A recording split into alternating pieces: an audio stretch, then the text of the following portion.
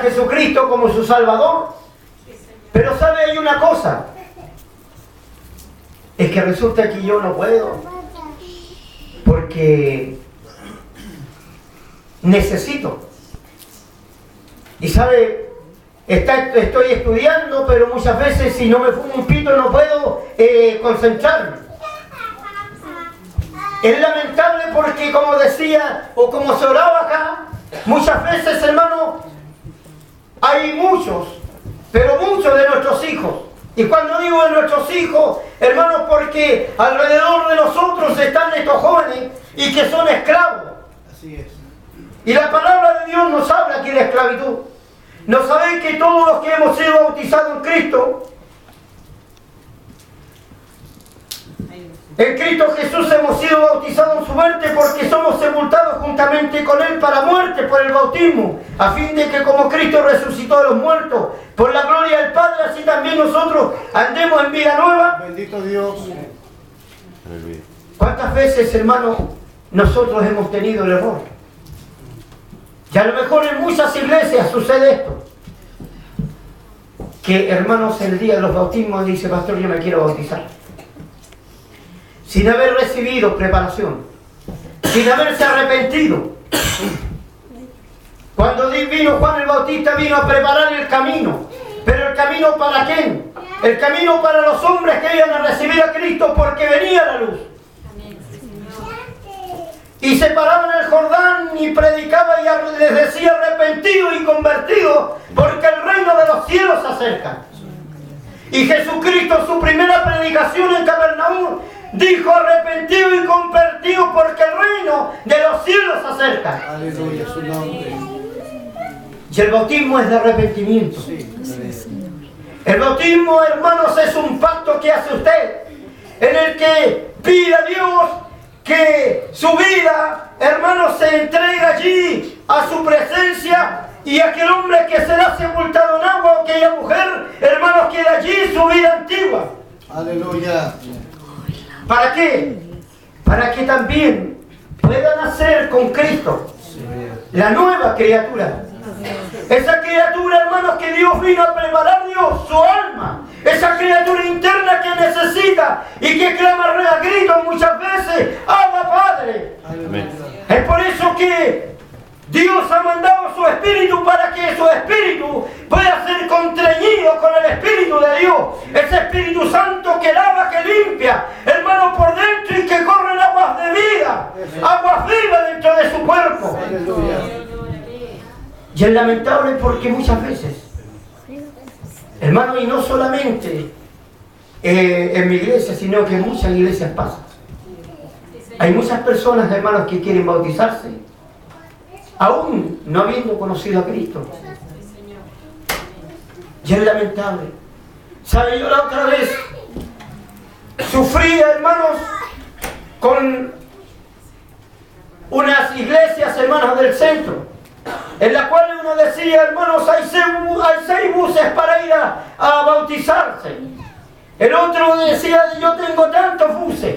Y después, hermanos, después del fin de semana, en la radio, hermanos, allí uno decía, se bautizaron 30 y el otro 50. Y entre ellos competían, hermanos. Y Dios dice que nosotros apacentemos a las ovejas. Porque para apacentar las iglesias, las ovejas, hermano, tenemos que prepararlas. Tienen que estar preparadas las ovejas, hermanos, para que reciban el pastor. ¿Saben? Nosotros solamente somos ministradores de las obras que Dios nos ha entregado. Y ustedes, hermanos, son las ovejas, tienen un pastor. Y ese pastor se llama Jesucristo de Nazaret. Gloria a Dios. Pero dijo que no nos dejaría solos. Es por eso que nosotros muchas veces ministramos las obras, y con falencia, con enfermedades, con decadencia, hermanos, a veces hasta con enojo. Porque a veces el pastor es enojón, es mañoso. Pero ¿saben? detrás de uno hay uno más poderoso. Y ese se llama Espíritu Santo, y Él nos lleva a toda verdad y a toda justicia. Y es el que ministra su vida, es el que hace obra, el que le levanta de su decadencia. Cuando usted está en el hoyo, hermano, Dios le levanta. Así es, Señor. Amén. ¿Por qué? Porque nosotros, como son hombres carnales, como el pastor Luis y el pastor Román, hermano, no podemos salvar a nadie podemos sanar.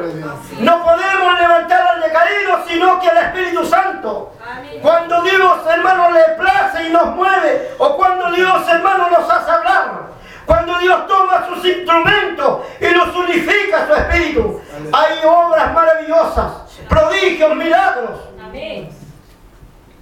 Pero dentro, hermanos, de la iglesia también está el enemigo, hermanos, Sí, Señor. muchas veces paseándose, buscando a quién sacar para afuera, a quién destruir. Amén.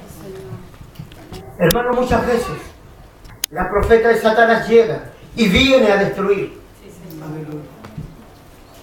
Y en estas cosas nosotros tenemos que estar preparados. Amén.